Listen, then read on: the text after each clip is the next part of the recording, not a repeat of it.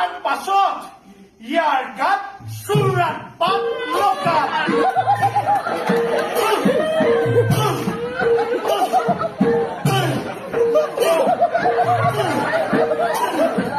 তাৰ পাছত ইয়াক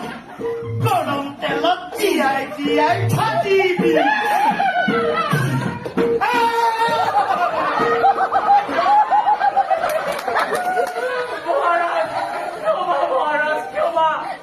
খাইছো শপত নকৰো মেলি খাম আপোনাৰ শ্ৰীচৰণত দিয়ক মোক স্থান। ক্ষমা ক্ষমা চালা